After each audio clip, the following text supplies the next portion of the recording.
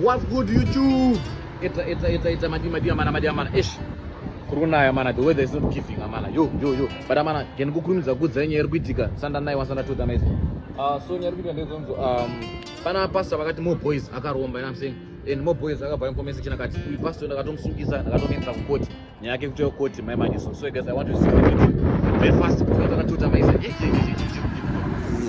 yevanhu vanoita zvekufamba nezvituna. Saka ndoda kutsvaga kuti ndiani akatsvaga motikari iyoyo. Pane zvamunoziva here zvine zvekuita nehope? Amen. Mukuona varara ndati hope. Mukuona motikari pavarairwa.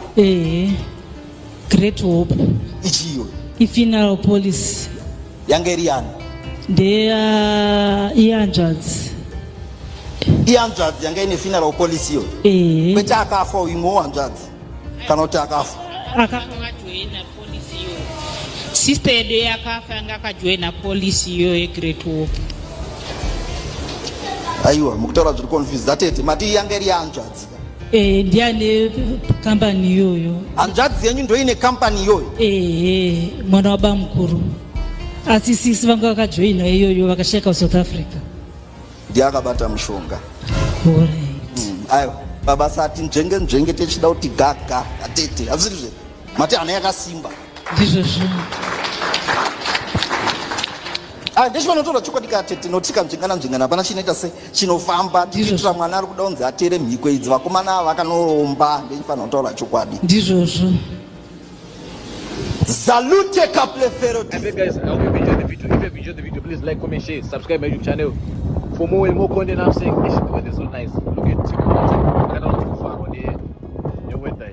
I'm saying, but yeah guys, I hope you enjoyed the video. If you enjoyed the video, please like, comment, share, subscribe my YouTube channel for more and more content. Munanga tumwe munakaromba boys. Manje Moreboys vasunguzora no news abantu. I'm saying, but yeah, I hope you have enjoyed guys. Please like, comment, share, subscribe my YouTube channel for more content. Keep on supporting me. Keep on liking. Go and watch the vlog. Go and subscribe. Go and follow my socials. Instagram, Praise Makara. Facebook, Praise Makara. TikTok, Praise Makara. Praise. Let's go do that. I'm saying, and I don't want to say much. I love you guys. Thank you for watching.